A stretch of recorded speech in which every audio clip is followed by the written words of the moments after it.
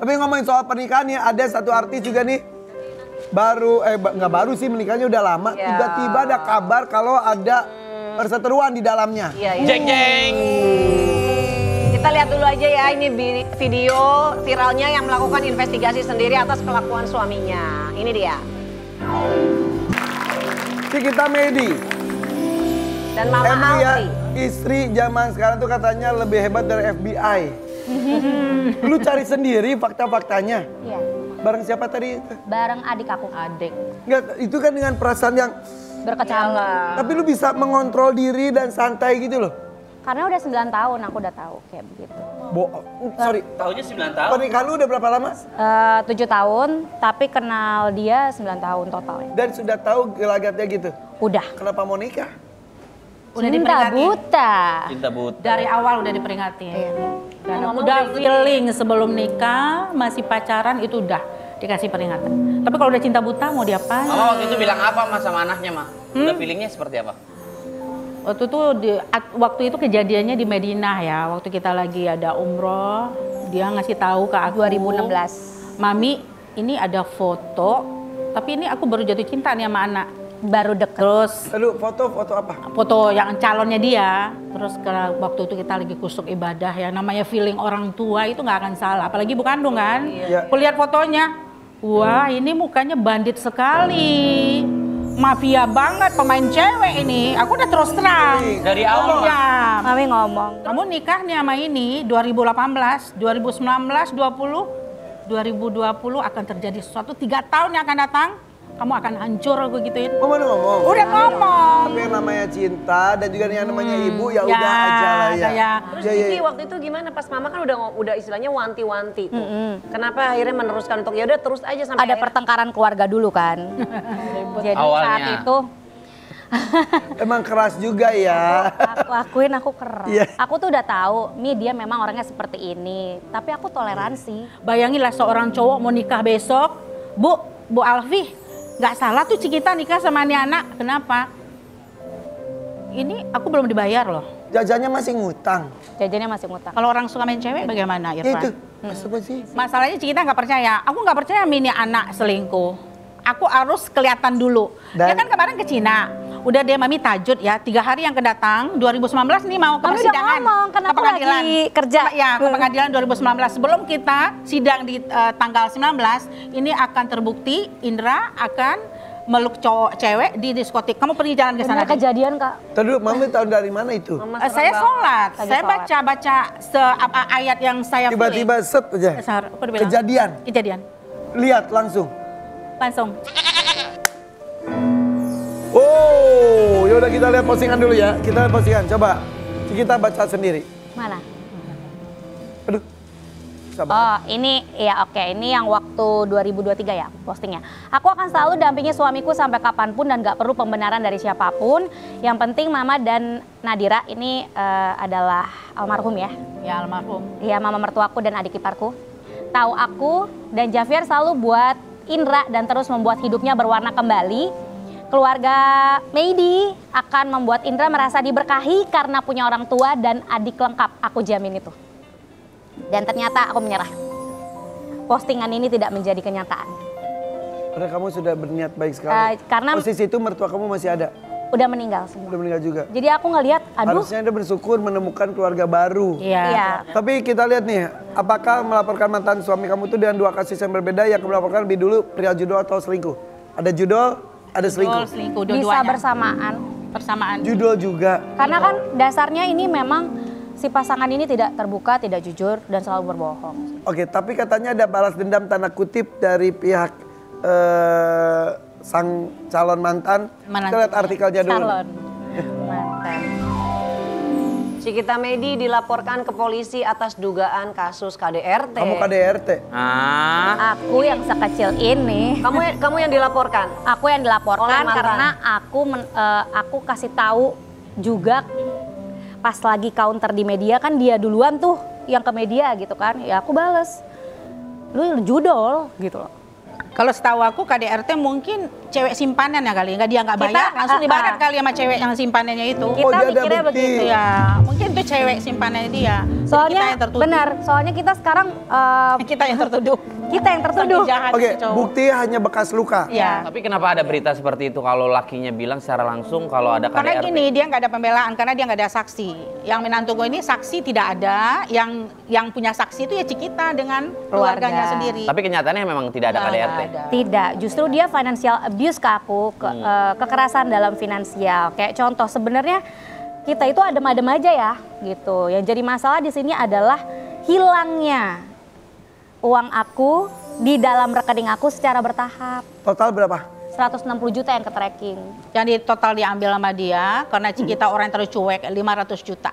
Total Ya. 500 Ya, juta untuk yang dimainin ke tracking judol. 100 Ya, sekian juta. 160. Iya, Tapi mudah-mudahan anak nggak mengalami hal yang sama ya. Iya. aku nggak Nanti mau. siapa yang akan merawat? Ya pasti. Javier Oh, ya. yang pasti pastilah. kan Javier sekarang ini sama aku, sama keluarga aku, dan Iya. aku boyong keluarga aku untuk tinggal sama aku karena sejak kasus ini viral, Indra itu sama sekali tidak menemui Nafkahi. aku. Nggak pernah nafkain. Ya, nggak ada sejak ini kasus semuanya. perselingkuhan ini di up, ya, ini dia sama sekali tidak minta maaf, tidak datang ke mediasi 1, 2, 3.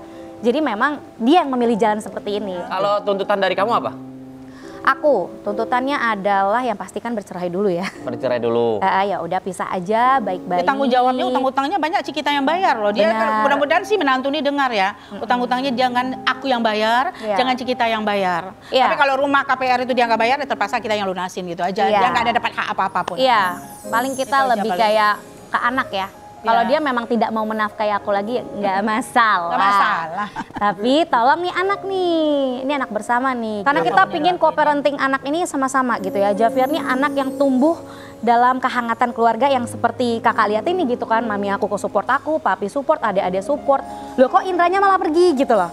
Jadi makanya ya itu yang menurut aku di sini harus diperbincangkan dan diskusi untuk anak. Ini kita nggak ngomongin rumah tangga lagi, rumah tangga ini tidak akan ada lagi gitu. Tapi anak. Ya bersyukur juga Javier akan diawasi oleh Iya. nenek kakeknya yang luar biasa juga, ibunya juga yang pasti juga luar biasa ya. Alhamdulillah. Oke, nah memang perjuangan seorang ibu membela sang anak ini luar biasa sekali. Bintang tamu kita yang saja juga punya perjuangan luar biasa untuk menggapai mimpinya. Siapa? Sesaat lagi tetap di FVP Ferian Pagi. Semoga Tuhan membalas semua. Oh, di Masjidil Haram. Betul. Rasanya gimana pas saat itu? Sedih banget. Pisan, Sedih pisan. tiba-tiba kabar di depan mata. Gak kuat. Kayak mimpi pas itu ya.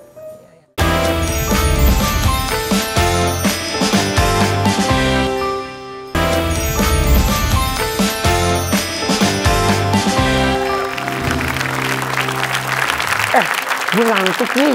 Gara-gara nasi goreng. Nasi goreng lu pakai obat tidur gue rasa. Ya Allah, kok lu ngebis lu? Enggak dong.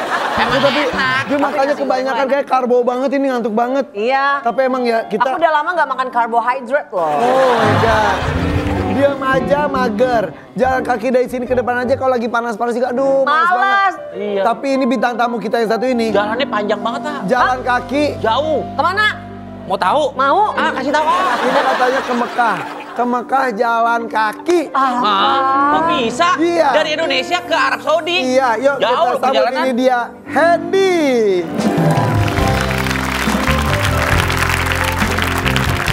Assalamualaikum. Ya, Mas. Benderanya mentok-mentok. Silakan. Assalamualaikum. Ya, silakan. Aduh ini masih capek ini. Tapi bawa oleh-oleh nggak dari atas? Hei, Seolah-olah langsung dulu sih masih dulu. jadi kamu tuh perjalanannya seperti ini, mirip seperti ini. Sini Mas Hendy. Tengah-tengah, Mas. Cuma bawa ransel dan bawa bendera merah putih selalu. Ya, bawa bendera setiap negara. Mas Hendy ini berarti udah sampai kan? Udah sampai Jakarta dari kapan? Kayaknya masih capek banget, mau dipijitin apa enggak? Hei, Mau lihat Silakan dong duduk aja perjalanannya. dulu kali, duduk. Kak Ivan, mau lihat perjalanannya Abang dong. yuk Yuk. Enggak maksudnya perjalanan di video. kita lihat ini dia, Fit. Wow. Masya Allah. Irfan. Kayak sampai teror banget. Itu perjalanan sangat panjang dan melelahkan. Butuh waktu Dan berapa tadi lama? ketika melihat tayangannya tadi saja ketika di depan Ka'bah, itu yang dream come true banget ya, mimpi jadi kenyataan ya. Betul. Itu kapan kejadiannya? Sampai itu tanggal 3 Agustus jam 8 pagi. Startnya? Startnya itu Dan tanggal tanggal? 12 November 2024. Berarti 9 bulan. 9 bulan. Wow. Maaf ya, betis aman. Alhamdulillah aman. Oke, menjadi pertanyaan saya, Irfan. Ega, ini mohon maaf ya sekali lagi kalau saya ngomong apa adanya karena kalau saya tuh pengen tahu karena saya sering banget lihat di sosial media. Takutnya capek Mas, mau nasi goreng nggak enak loh ini. Wah. Mas, ini jujur ya. Nasi goreng. Ini kan gak cuma Mas Hendy aja yang melakukan seperti ini. Dari Indonesia ke Mekah. Ini kan banyak proses-proses yang dijalanin. Ini bener-bener jalan atau memang naik kendaraan atau naik pesawat atau seperti apa? Maksudnya 9 bulan itu Iya. full jalan kaki atau tetap ada? Kan ada yang nyebrang negara pasti nyebrang pulau. Jadi emang perjalanan ke Tanah Suci Mekah itu emang gak ada yang 100% jalan kaki. Iya, karena nyebrang. Betul. Yang ke satu itu melewati laut otomatis pakai kapal. Kapal. Tapi di kapal juga jangan di tempat katanya. Gemoy banget. Oke, jangan Terus, yang kedua itu mengejar batas paspor yang udah ditentukan di setiap negara. Paspor satu, Singapura, Malaysia, Thailand itu pakai paspor. Oke. Nah, dari Thailand rencananya aku mau masuk ke Myanmar. Cuma dari saran KBRI setiap negara itu tidak diarahkan untuk ke Myanmar. Kenapa? Oh, Perang. keamanan. Konflik. Perang lagi perang. Akhirnya Nah, akhirnya dari Thailand diarahkan langsung ke India. pakai pesawat. Nah, diarahkan Karena pakai kalau pesawat. memaksakan itu berbahaya. Berbahaya sekali. Nyebrang ke India. Ya, pakai pesawat. Di India gimana itu kan negaranya unik banget kan ya? Ada kejadian-kejadian unik juga nggak? Ya, selama jalan di India. Itu kejadian yang menegangkan mungkin buat saya. Saya kan masuk ke India sendiri. Oh iya, saya mau nanya sedikit. Tadi kan ada yang videoin. Itu siapa yang videoin? Jadi yang videoin itu orang-orang baik yang menemani perjalanan saya secara estafet. Oke, balik lagi ke India. Di India ada yang menegangkannya gimana? Di India kan aku nggak tahu mau ketemu siapa dan nggak janjian sama siapa-siapa. Di India saya udah pesan penginapan sesuai dengan aplikasi. Saya minta antar ke supir taksi yang orang India. Diantarlah, cuma diantar tidak sesuai dengan Lokasi yang saya titik maksud. lokasi. Ya. Nah, Diantaranya ke? dari situ dia menyarankan untuk tinggal di penginapan yang dia maksud. Oh, biasa kan kerjasama biar Ya. dapat itu. Ya itulah. Nah, Bonus. di situ saya ikut aja karena posisi emang udah lelah. Jadi tidur itu bisa dimanapun. Tidur pernah di kolong jembatan, di apa? Di mana itu? Di pinggir jalan. Pinggir jalan. Nah, terus itu pas di India Dibawa ke penginapan. Ya dibawa ke Terus. penginapan. Di situ di scam lah, dipintain uang terus. Berapa rupiah, Mas? Berapa ya? Diperas. Ya, sampai 4 kali. Astagfirullahaladzim. Totalnya kalau mata uang rupiah itu udah habis 35 lebih mungkin. 35. 3.500.000-an. Tapi 3.500.000 juga untuk perjalanan itu jadi berharga sekali. 3.500.000-an. Di waktu itu juga ada orang baik nge-WhatsApp ke saya, walaupun itu gak ada sinyal tapi WhatsApp itu masuk. Siapa itu? Itu Pak Haji yang dari Bandung. Pak Haji, terima Tentara. kasih Pak Haji. Tentara. Tiba-tiba masuk. Masuk. Kalau ada apa di India kabarin saya. Itu momennya pas kejadian seperti Dan itu. kamu langsung kabarin, ditolongin. Ya, ditolongin, nyari kontak KBRI yang di India. Orang KBRI India nelpon saya cerita panjang lebar seperti ini. Kamu tunggu di situ. Teman saya jemput kamu di tempat. Langsung saya dijemput. Ini kisah nyata ini tuh. Ini bukan dongeng, bukan hayalan. Terjadi sama kamu. Ini kejadian yang benar-benar kealamin sama saya. Oke, kenapa kamu melakukan ini? Maksudnya melakukan perjalanan sampai pakai jalan kaki itu kenapa? Jadi jarak dari 1 minggu itu bukan pengen tiba-tiba jalan, bukan pengen ada jadwal jalan, tapi setelah sholat isya jam 8 malam, abang pernah gak ngalamin kayak ada yang manggil tapi kok nggak ada orang? Ini ke Mekah, Lempang, insya Allah berkah, barokah. Bohongan beneran. Demi Allah, Beneran, Du? saya bersumpah. Sementara kamu gak punya biayanya istilahnya. Gak punya. Terus mutusin jalan kaki ya gitu. Nah di situ saya memutuskan untuk jalan. Saya bertanya-tanya pada diri sendiri, kenapa harus jalan? Oh iya saya ngerti.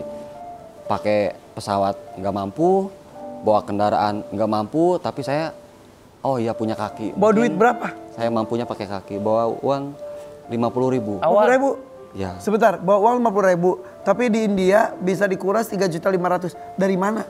Jadi dari awal perjalanan saya udah pasrahkan semuanya sama Allah. rezeki udah ada yang ngatur, walaupun nggak langsung karena aku bukan nabi. Saya bawa uang 50.000, emang hari pertama, hari kedua ketiga saya ngalamin nggak makan. Hari kedua dan ketiga nggak makan. Posisi daerah mana tuh Mas? Di daerah mana? Hari kedua lagi masih di mana? Daerah Cimahi Jawa Barat. ini. Sepatu bawa berapa? Lihat dong.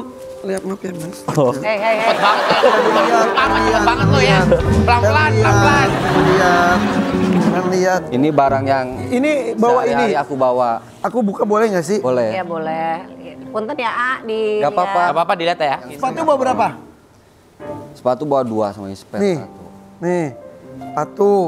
Puntennya. Ya. Ini real ya? Ini Nih, real. ini beli di sana? Ini buat sholat.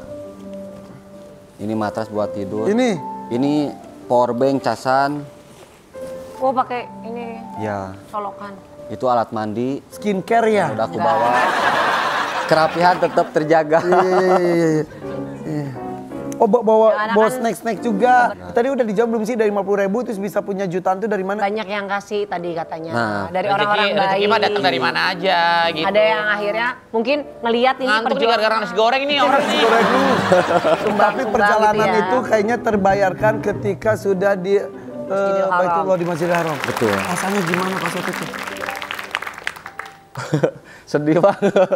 Pisan, Sedih pisan. tiba-tiba Ka'bah di depan mata. Gak kuat. Kayak mimpi pas itu ya. Orang kan perjuangan panjang ya, 9 bulan loh. Terus yang dilakukan langsung sujud syukur pasti. Malu lihatnya tuh. Malunya tuh apa ya? Aku tuh banyak dosa. Jalan 9 bulan itu bukan waktu yang bentar. Tapi Allah mempermudah. Di keluarga besar ada yang pernah pergi ke Tanah Suci? Nah waktu perjalanan, waktu aku masih di Malaysia, saya ketemu orang baik. Papa Salam yang dari Malaysia. Beliau menghadiahkan umroh saya dan ibu bapak saya waktu saya masih perjalanan di Malaysia. Cuman bukannya saya nolak rezeki, saya pengen istiqomah. Niat saya dari awal itu mampunya jalan. Jadi saya tetap jalan. Tapi alhamdulillah yang diberangkatkan duluan ibu sama ayah saya. Berangkat akhirnya? Ya. Dari melihat perjuangan kamu? Ya. Oke, udah pergi ke sana? Sudah waktu bulan Februari. Alhamdulillah. Jadi duluan Ya, beliau duluan dong? ibu sama ayah. Iya, perjalanannya lebih Dan panjang. ini maksudnya itu bukan godaan ya, apa ya? Kan sama-sama niatnya bagus. Ya. Tapi kamu tuh berteguh hati istiqomah dengan tujuan awal dengan melakukan lewat jalan kaki. Ya. Waktu itu Mas Edi di Mekah doanya apa? Salah satunya yang Allah kabulkan di detik itu juga ada. Apa Mas contoh Mas? Di waktu aku di Raudhah. Iya. Doanya apa? Salah satu Nabawi. tempat yang paling di Itu Jabah. di Raudhah kan waktunya Ya, terbatas banget terbatas ya. 15 sampai 20 Iya, menit. betul. Nah, di situ rombongan saya masuk, saya berdoa sama Allah, ya Allah, ya Rasul, saya belum tentu bulan depan atau tahun depan bisa kesini lagi. Aku Itu keumuran atau ente? ya, terus. aku pengen lama-lama di sini. Habislah rombongan saya diusir semua. Cuma saya ditepak pundak saya sama askar. Are you from? I'm from Indonesia, tabarakallah, kata askarnya itu. Nah di situ askarnya itu nyuruh rombongan awal saya keluar karena udah gantian habis waktunya. Masuklah rombongan kedua. Di situ kaget, kok saya nggak diusir? Sendiri? Sendiri. Alhamdulillah ya Allah. Saya bisa ikut lagi rombongan ketiga. Bisa lama lagi di sini, sholat sunat lagi. Dan seterusnya singkat cerita sampai masuk ke 10 rombongan. Masya Allah. Oh, lama banget ya. Itu 4 jam 30 menit saya di situ. Di situ di Raudhah? Ya, Itu jarang banget loh mas. itu mungkin doa yang Iya. Allah kabulkan. Tapi Kang Hendi nuhunnya, ini menunjukkan bahwa berhaji atau berumrah bagi yang mampu tuh semua harus merasakan mampu, betul ya? Betul. Dengan cara apapun dan Allah tuh bisa menggerakkan kita ke sana tuh dengan cara apapun juga. Iya, dan Mudah-mudahan kita dapat kesempatan lagi ya. Kang nuhunnya, Amin, ya Allah, ya coba peluk, alhamdulillah, masya Allah, seneng banget. Mudah-mudahan kita bisa umroh ya. Amin ya bareng ya. Amin ya. Amin. Sudah kalau gitu, kita main di sini yuk, Kiki, gabung Mama. semuanya yuk. Mama. Terima kasih ya. Semua orang punya kisah hidupnya dan Allah sudah menentukan seperti apa kisah hidup kita. Kita tinggal menjalaninya saja. Kita pamit ya, sampai ketemu di episode Terima mendatang di kasih. FPP Warrior Pagi. Pagi. Terima kasih. قلبي في المدينة وجد سكينة